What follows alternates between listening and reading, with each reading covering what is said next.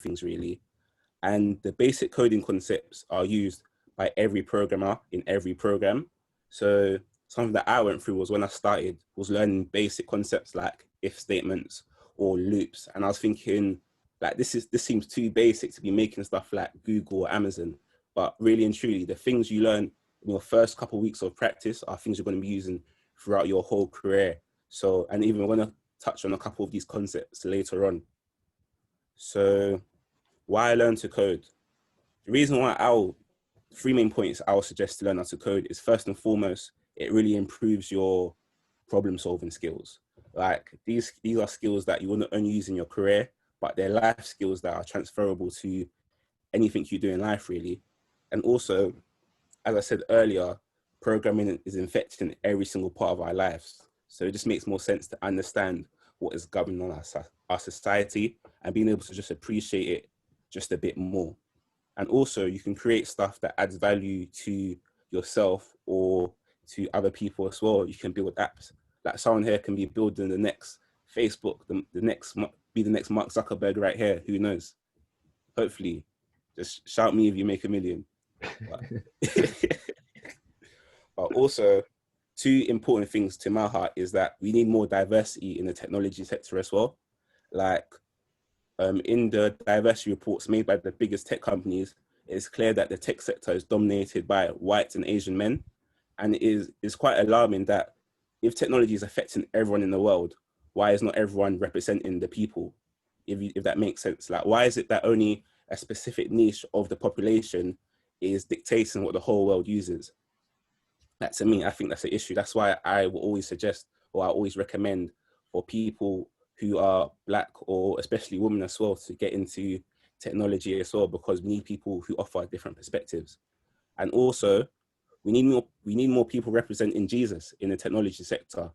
First and foremost, if technology is being used in the world, throughout the world, then we need kingdom bearers to be dictating what are we putting into the world. And also, for me personally, like when I started to take my walk with Christ more seriously, when I found Jesus, I was thinking that I need to either be a minister or I need to work for a charity. Like those are the things Christians should be doing. But in reality, we can't be complaining that there's so much darkness in the world if us who are the light are hidden in one corner. Like as the light, we need to be going into the world and just showing Christ. And we need to also be caring for the souls of the people who work in these companies. Like, I don't want to get all, like, that's a bit too preachy, like we're here to code in it, but like that could be applied for anywhere. Even if you don't want to go into coding, like just to remember that we need image bearers of Christ to be in all sectors. We're called to make disciples of all nations and make disciples in all sectors as well. So right now we're going to do a bit of a whiteboarding question. So let me share the screen for this thing called, I don't know if anyone's ever heard of HackerRank. No? Okay, cool. So can everyone see my screen? Yeah. Cool. So pretty much, I'm going to start off with something very basic. So we're going to be using the programming language Python. That's what we're going to use today. So the way it works is this. If everyone can unmute themselves as well, because we're going to have to interact with this part. So pretty much the way it works is this. So you have a task. So this is a sample line of code we're going to be executing. All you want to do, this is like, so pretty much any coding class you take, this is like the first lesson they ever make you do. They'll always ask you to print hello world. I have no idea why, but it's life. Like, you just have to do it, isn't it?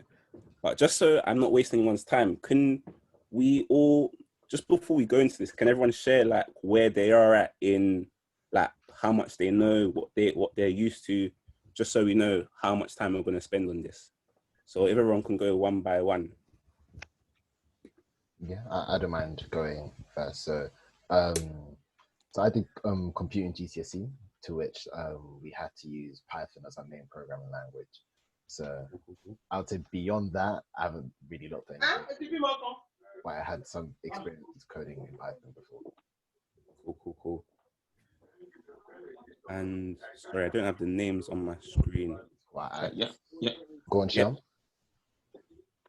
Well, I'm doing computer science in University of Middlesex. So I've done it before in the foundation year. Mm-hmm. So I'm familiar with it. So yeah, but I'm still learning how to do it though, year by year. So Cool. So have you just finished your foundation year? Is that what you said? Yeah. Okay, cool. All right, solid. And Frederick?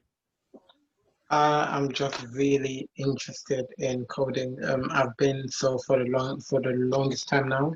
Cool. And my current short-term goal is to get a gaming laptop for the sake of coding.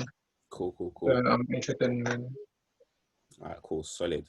All right, so we have like mixed interests and mixed levels right now. So we'll start off with something pretty basic. So what we're going to do is this is going to be teaching you about variables, really and truly.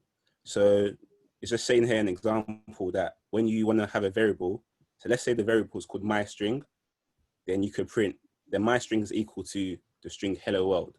Then when you print myString, it will print, rather than printing myString, it will print the value of the variable, if that makes sense. Yeah. Cool. So I'm just gonna, oh, it's saved. Let's change that. So let's say, so this is pretty much basic. So let's say I create a variable called name. So as it said, the task is to print hello world onto the console. So let's say I create a variable called name, then I make it equal to hello world. And what I'll have to do is I have to press print, oh, the name of the variable, which is name. So does that make sense? So what we'll be printing, rather than printing hello world itself, we'll print the variable called name. Is everyone following so far?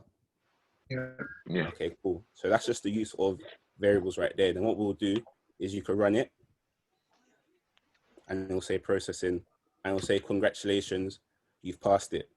So this is pretty basic, but this is just to get everyone used to what software we're going to be using right now. So is that cool with everyone? So we're going to try a different challenge. And obviously Anthony's here with his math self, so he could jam. Right. Cool. So the task here is, so the first line is going to have to contain the sum of two numbers. And this is going to be using arithmetic operators. So completing like maths operations. So the first line, we're going to be using variables as well. So we're going to just do it here. So right now, if it's saying we should print the sum of these two numbers, what should be the line that we print with the variables A and B?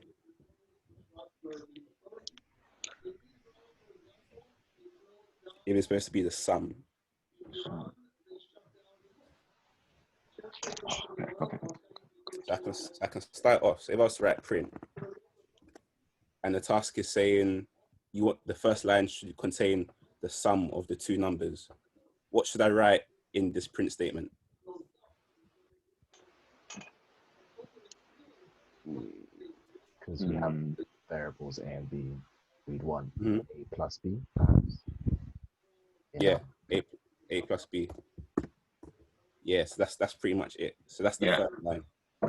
So for the second one, it's saying the second line contains the difference of the two numbers.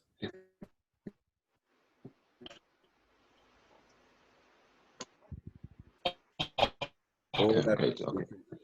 Wait, B? Okay. Cool. Now the third line contains the product of the two numbers. So what would I have to print?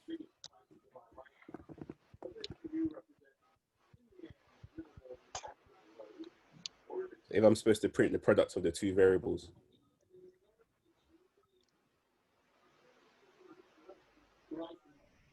The multiplication of the two? Yeah, so just A times B. Yeah, so then those are the three tasks. Then if you run it,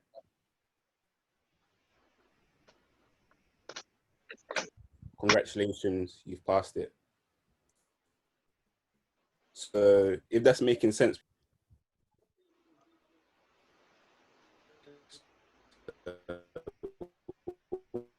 move on.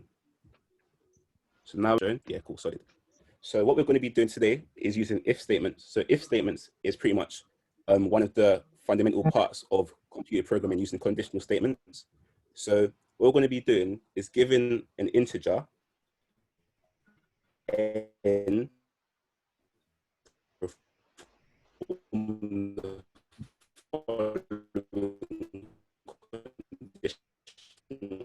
actions.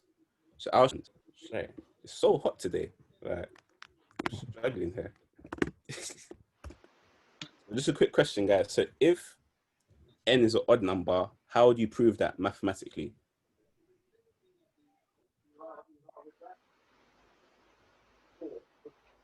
Does anyone know? If n is an odd number, how do you prove that mathematically? When you divide it by 2, it wouldn't be a whole number. Yeah, pretty much. So what you would do something is called a modulus. So you'll say if n divided by 2, so that's saying if when n is divided by 2 and it checks the remainder, so if the remainder is not equal to 0, that's not equals to 0,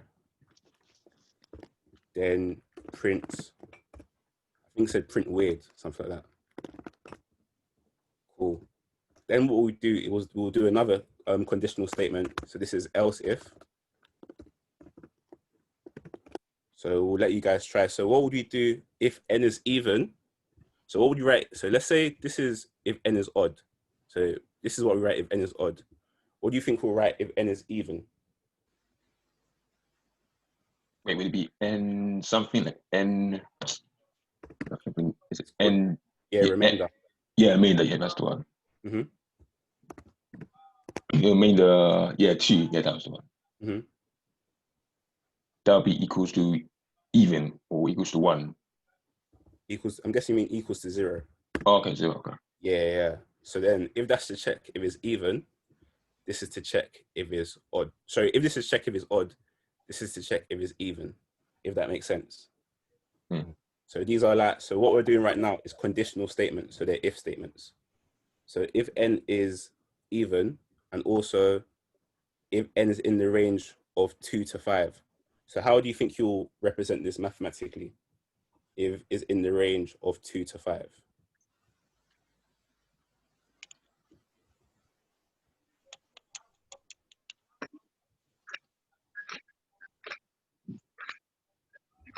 So perhaps if n is less than 2, and if n is greater than 5, then we would print with, perhaps.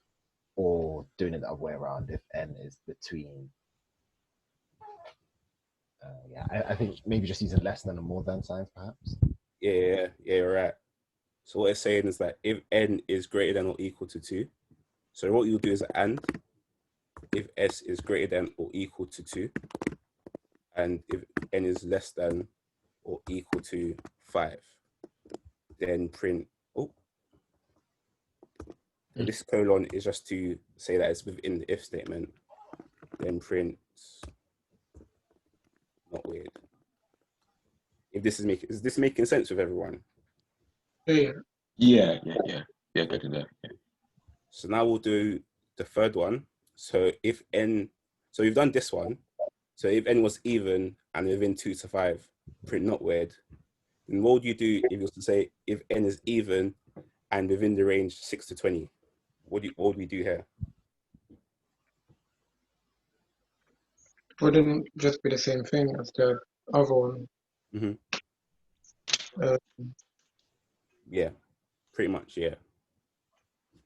So if n is even, just like before, as you said, and n is, so the range is said, and n is greater than 6 or less than 20. So pretty much what we did here.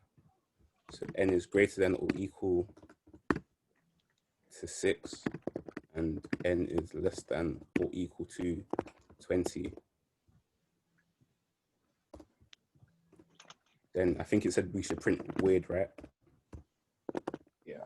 So yeah, so this is so this right here is what we're doing. These are the things we'll be doing within like some of the most complicated applications as well, because if statements are things to capture all events and they're used for capturing errors as well. So these basic conditional statements are what you'll be doing throughout your career. So even though it seems a bit tedious now, like why would we have to check if something's weird or not? These are just basic skills that we'll be using throughout your tech career. And then the final one, I can just do it. So if n is even and greater than 20, print not weird. So the way it'll work is just saying that elif n is even and n is greater than 20. And I think it said we should print not weird.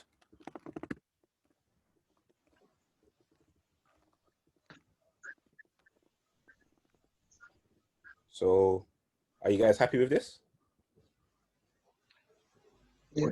Quick question, if I could ask. Yep. Is if you defined weird and not weird to be two different variables at the start, like W equals weird and NW equals not weird, could we have them exchange that instead of print?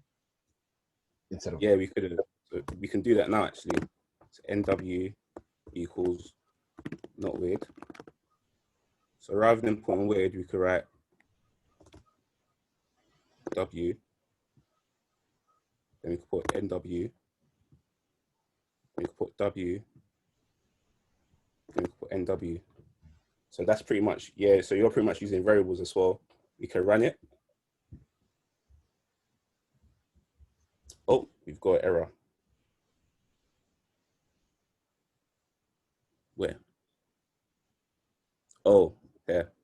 Sorry. And this happens as well. Like this is a perfect example. It sounds like I'm just chatting, but you're gonna but it's a perfect example that there's a lot of times you're gonna be doing stuff that should have been basic.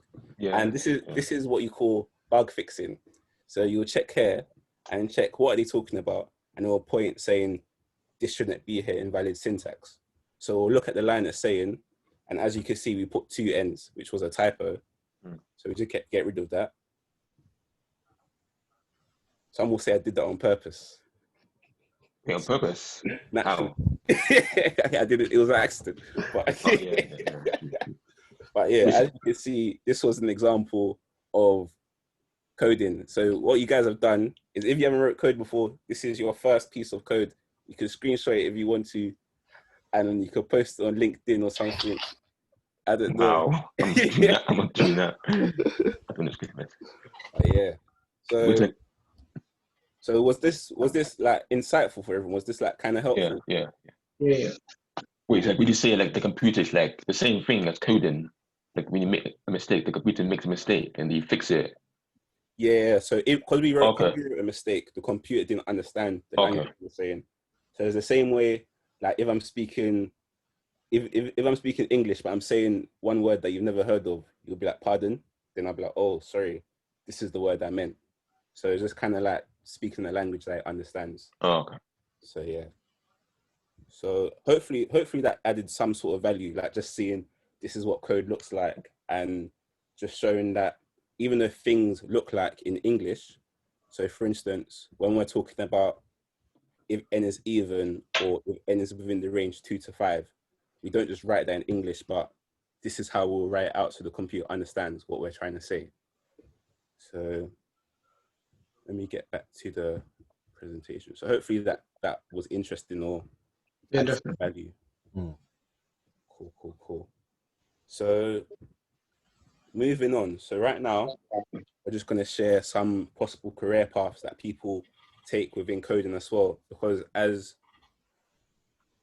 you said, Frederick and Shayon, you guys are interested in it. Like I know Auntie's on a different path, but if you guys are interested in this coding path, here are a few options that are available to you guys. So this is where you'll probably want to take some notes. So the front-end developer, they're people who work on what people interact with. So you'll be in charge of making the website look nice, or if you're using Zoom, how you interact with Zoom. That's the person who is the front-end developer. And the languages you'll need to know will be HTML, CSS, and JavaScript. Like those will be the 3 languages you have to learn if that's what you're looking to go into. And then the backend web developer, they're in charge of working how data is handled or the business logic of the company. What I mean by this is, for instance, when you're on Instagram and if you've wondered how are your pictures stored, how is IG Live working, how are your stories working is the back-end engineers that are making these things work. And the languages people usually learn will be Java, PHP, and Python. Those are the languages that most back-end developers use. So, and then there's the full stack developer, and they're people who can work on both the front end and the back end. And something just to note is that if you are not coming from, so let's say you're not planning on studying computer science, but you want to go into technology, then front end developers are what people usually start as because they're less technical. But back end developers, they're usually more technical and they're using a lot more fundamental concepts like lists and queues and just different fundamental computing concepts.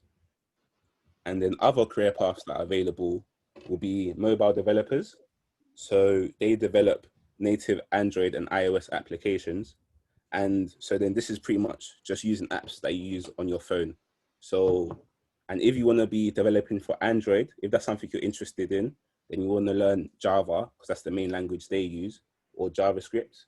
And if you want to be developing iOS applications, you want to be learning a language called Swift or something called Objective-C. So that's something you want to learn if you want to go into iOS applications. And if you want to go into games and graphic engineers, they're pretty much really cool career paths. But just something to note that the games industry, they're notorious for overworking their employees and underpaying them. So if money is what you're, well, you shouldn't be motivated by money because that's not be motivated. But if money is one of your, if money is one of your determining factors, then I will not recommend gaming industry because out of all the career paths, they pay the least. And then there's the data scientists and data engineers. If you want to go into that side, then Python is the main language you want to learn. And what the data scientist does is they analyze big data and then they make recommendations. So the most common example is you see when you're on Amazon and then it gives you the suggestion, you may also want to buy this. Yeah. That's machine learning because what is done is that through everyone who uses Amazon, it's found out that when people buy the products you're purchasing, on average, they buy these other products as well. So they're going to advertise it straight to you. So before I move on, I'm going to ask you guys, so what are the career paths you guys are planning on going down towards? And we can quickly talk about it or like give some advice about that as well. Since we're a small group, let's add some value. So what are the career paths you guys are planning on going down towards? Personally, I don't think it's more of a career path, but more of the thing that I want to do for myself, like to like create an app or to create a program that actually runs and works. Mm-hmm. So, yeah. Cool. So if that's what you're planning on doing, then I'll suggest I'm guessing if you haven't learned a program before, I'll suggest the program you should start off by learning is Java. So you can go on that Code Academy and start a Java course. And from there, you can start launching Android applications. So you can start building apps for your mobile phone if you have an Android. But if you don't have an Android and you're going to build something that's a bit more that you can launch it on both Android and iOS applications, then you should learn JavaScript. Because with JavaScript, you use these things called React Native, and then they're a platform independent. So when you build an app with JavaScript, you could launch it on both Android and iOS. But the reason I won't recommend that is because Java is much easier than JavaScript.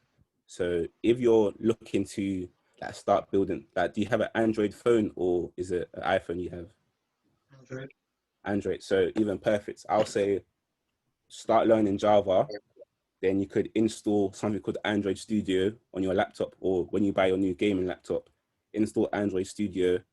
And after you've learned Java, you can start doing Android courses and you can start building apps from there. That'll be my advice to you. If that's what your goal is.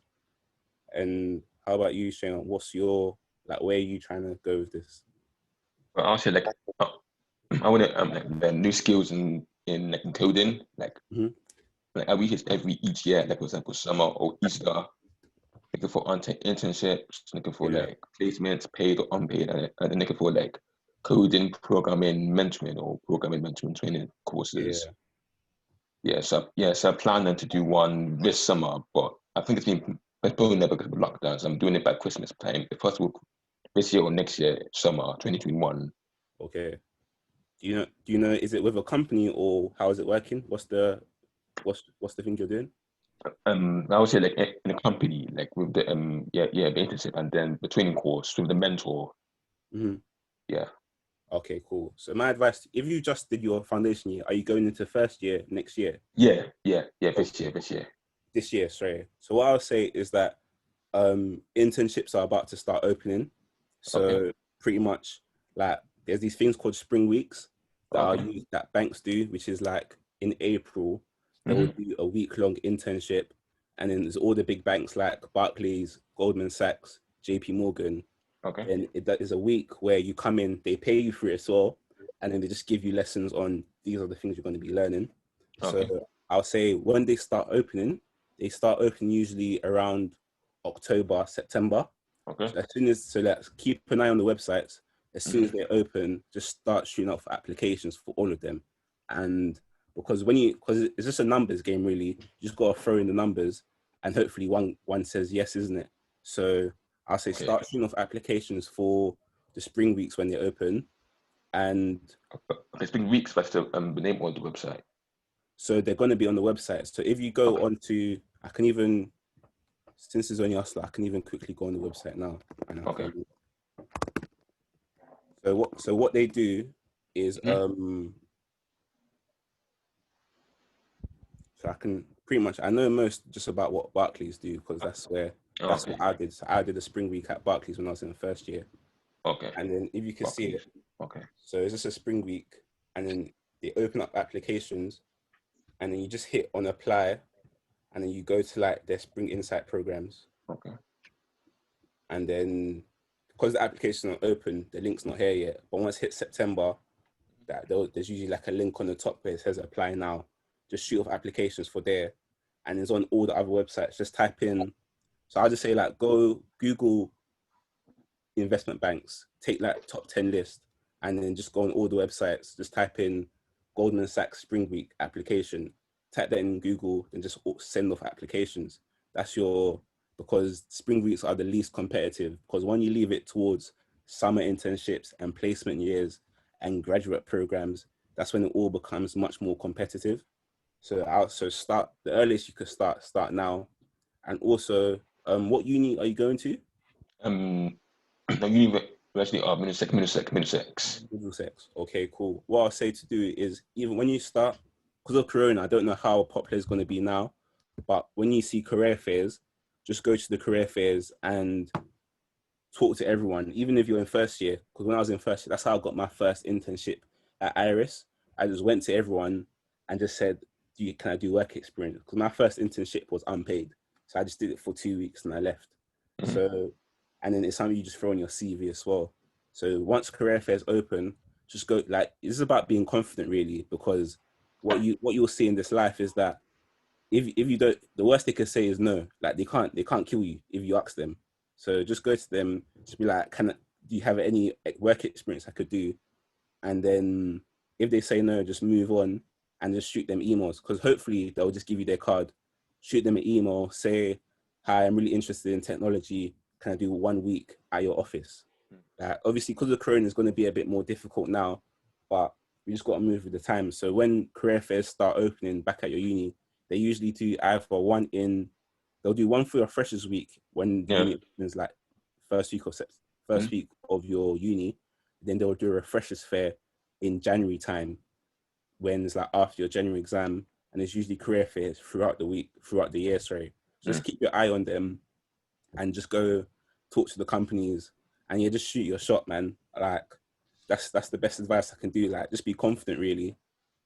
So yeah, because you're going into first year, that's what I say. Just if you want to work for a company, just bring internships and go asking for work experience at career fairs, or even going on websites. If you find a company you find interesting, like it's a local tech company that you just happen to come across, send them an email. Say, I'm interested in tech. Can I get some work experience? If they ignore you, fine, move on. If they don't, you've won. If you get what I mean. Mm. So that's my best advice in terms of careers. So if I could also ask as well, like, oh, yeah? I'm included as well. Oh yeah, sorry. I'm, I'm included. Yeah, I have coding goals. um, for me, I think I'm more interested in like the data science side or like machine Yeah. learning stuff because I feel like Yeah, that might feed into research things I might want to do in the future. So that's true. and you mentioned, I believe you said Python is probably the best starting place, but Yeah. it probably sounds like a silly question, but the Python I remember in school was just like, I don't know, we had to create like a hangman game, but it wasn't really Wow. in it. It was like, it wasn't really like an interface. It was just like similar to the HackerRank thing that we did before. So at what point does the Python of that then become like a machine learning basis for you to like learn about? So I think with the initial lessons with Python, what they're just teaching you is the fundamental concepts like if statements or loops or classes and functions. So they have to go through those fundamental concepts of Python before you move on to the machine learning stuff. So if you're starting afresh, like best advice I can give is, I'm going to speak about it later as well, is start a course on like Code Academy. Like, so then I could write that down in the chat. Actually, no, it's going to be on the screen later. But it's called Code Academy. Then just start a basic course and then it just covers all the fundamentals. And then after that, you could do a machine learning course on like Coursera or Udemy, like those massive, like those online courses there. But you can't, like no one just jumps straight into machine learning. Like you have to understand the basics as well. Like for me personally, so my dissertation was using machine learning.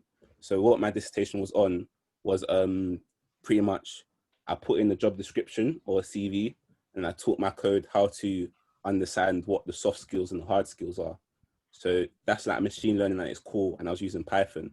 So then like I was using like different libraries and it was more technical than like if n is even print like is because but then those are like those concepts I was still using it.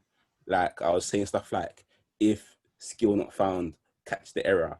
Like those are skills that I needed to use. So yeah, I'll say like the fundamentals you need to know. And if you've done the GCSE computer science course, you'll be able to whiz through the Code Academy course. But it's just, I think with this thing is just to take time and not to sprint ahead, because if you just jump straight into the machine learning thing, you'll be spun and you'll just be thinking, yeah, what's going on here?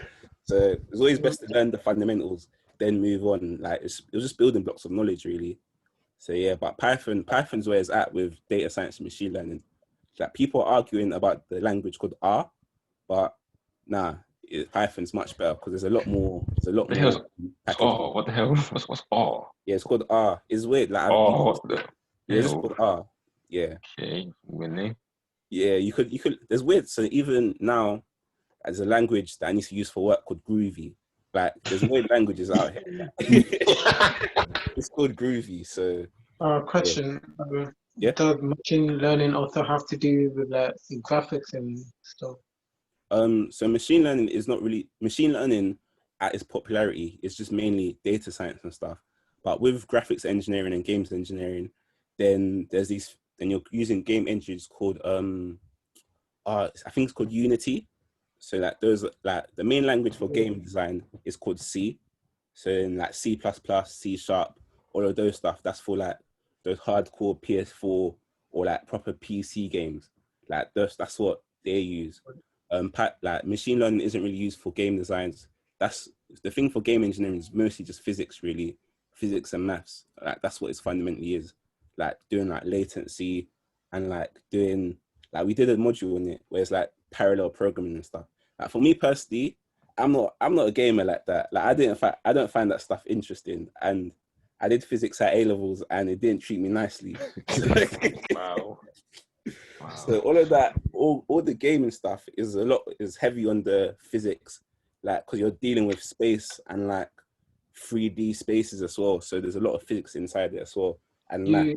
So would you also say, sorry, would you also say that it has machine learning also has something to do with like AI?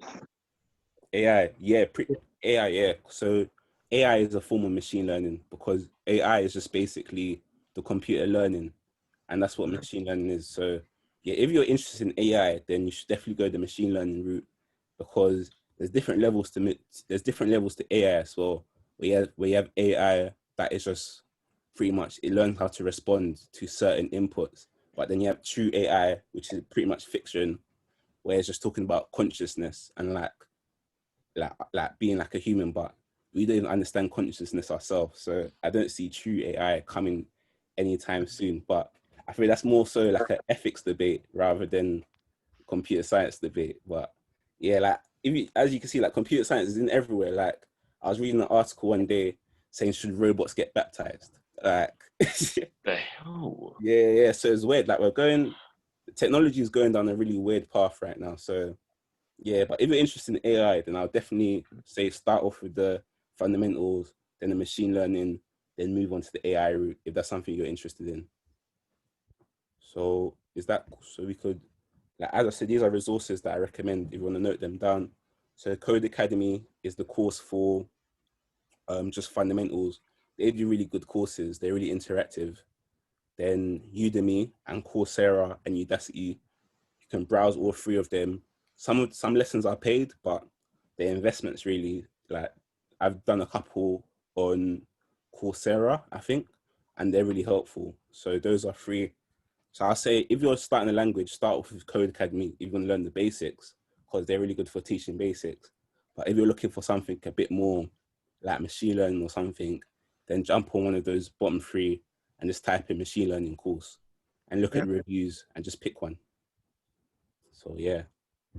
And also, I thought these are some of the YouTube channels I follow as well. Like these are popular people in the tech space. Like I focused on not putting any white men there. They're all like Discrimination? like, yeah, I put like just Wow. ethnic people, just because we need to show that there's diversity in tech, because it's dominated by there's no diversity in tech right now. So that's why I suggested these lot. Like they're black. So the Mayuko is an Asian lady, Jarvis Johnson's a black guy, the Come Up is a black girl, and Tech Lead is an Asian man. I put Tech Lead at the bottom because right now he's moving away from technology and he's doing a bit of like political stuff, which I'm not a fan of, but his tech speeches are really good. So if you follow his tech channel, it's really good. And also, I put this here just in case there's anyone who was past the uni age. Like if if you're much older and you're trying to go into tech, then the coding bootcamp is really helpful as well. So you could just Google them. They're paid for, but they give you really good lessons. So those are channels I'll suggest. And also looking out for diversity schemes as well, like rare recruitment. So for you, Shayon, who's in going to first year, I definitely say look into rare recruitment at SEO London, because they do fast track schemes for diversity. Because obviously you see with this whole Black Lives Matter thing going on. I know, it's crazy. Like, yeah, companies want more black people and more ethnic people because they have to fill up their quotas. So these are people who work with companies. Like they do a scheme with JP Morgan that they fast track you to the assessment center. Like you skip the first 2 stages. So like, yeah, just utilize it. Like whether your opinion on these schemes is like whether or not you feel like they're tokens or not, I'll definitely say just use it while it's out here, because they're gonna stop eventually. So yeah. So rare recruitment, SU London, they're the 2 I'll recommend, and applying for internships and placement years as well. So, and also quick tips as well is build yourself a personal project as well. Like don't feel like you have to don't put too much pressure on your first project. Like you have to build the next Facebook or FIFA. Like you could build something really basic just to practice. Like I remember one of the first programs I built was a random number generator.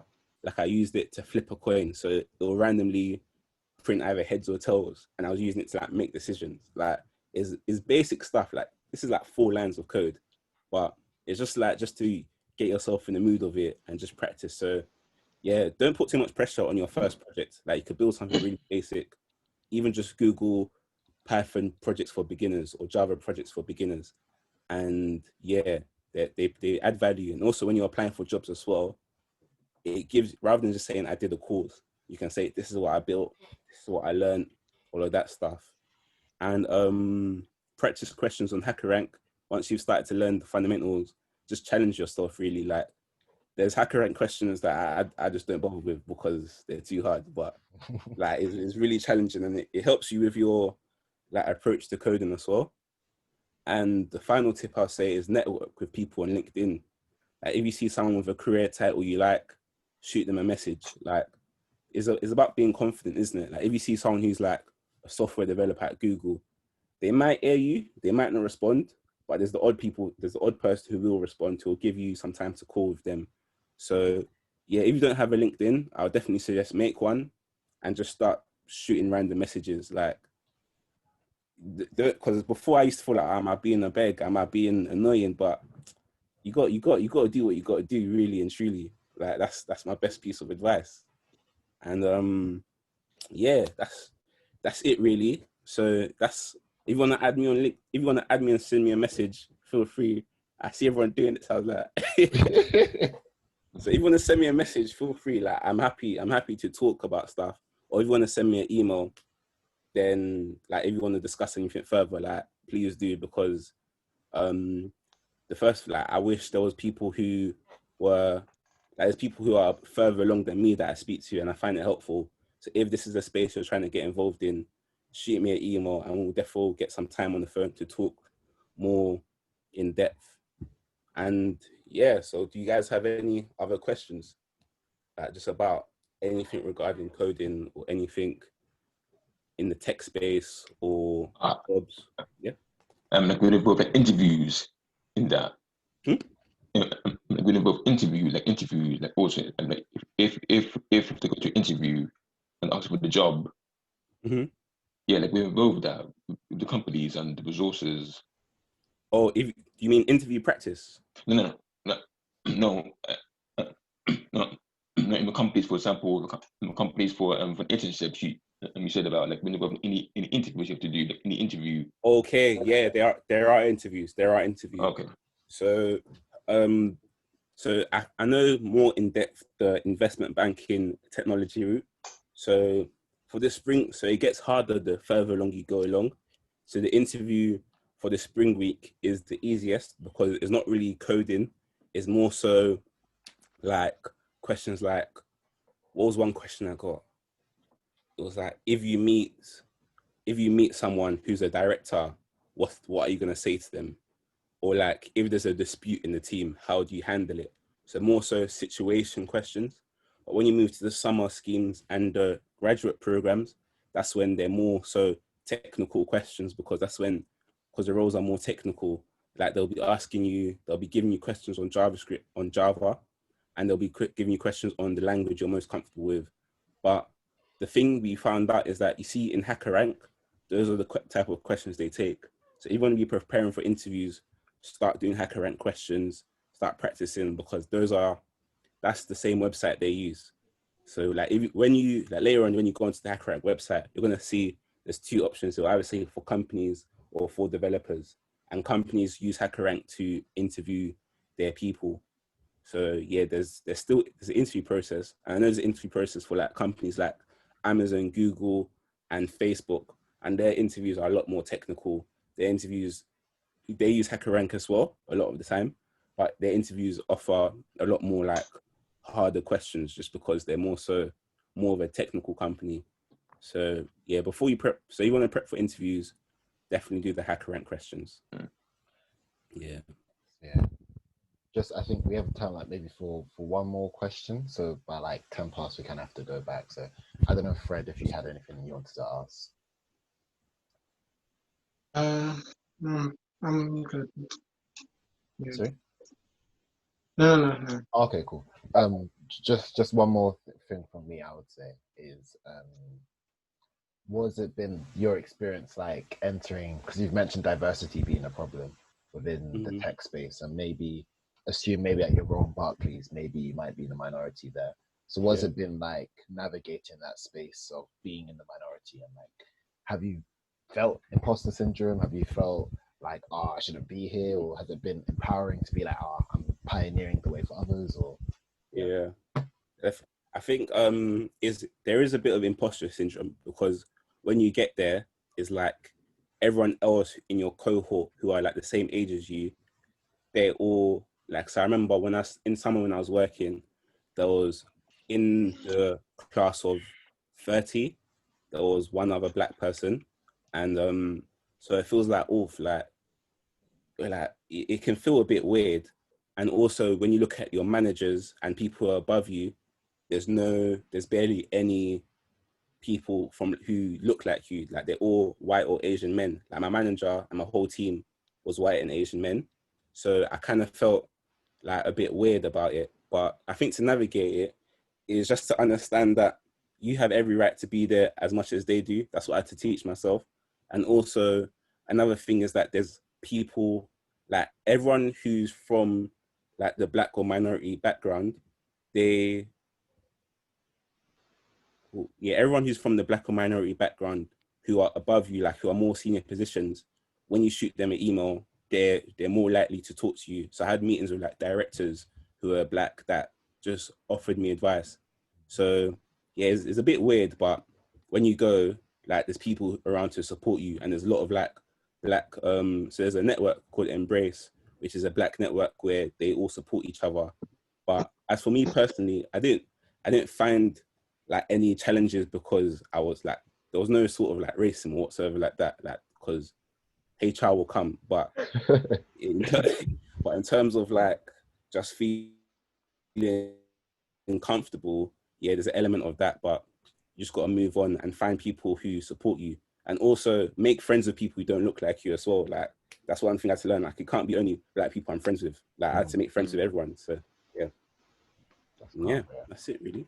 Cool. Thank you so much, though, bro. Much appreciated. Yeah, thank you. Thank you, guys. Hopefully you guys learned something. Yeah, definitely. Definitely. Yeah, we did. Yeah. Cool. And if you have any questions, shoot me an email. I'm happy to help. Perfect. Thanks again, bro. So if we'd all like to just head back to the main session, we're just gonna have a break. We'll come back at 2:20, so slightly less, but yeah. Cool. So should we leave? Yeah, we can leave now.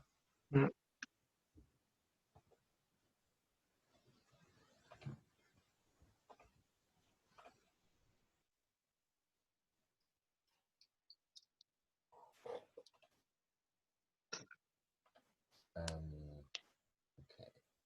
I believe that should be everyone back. Hopefully we all enjoyed that first session.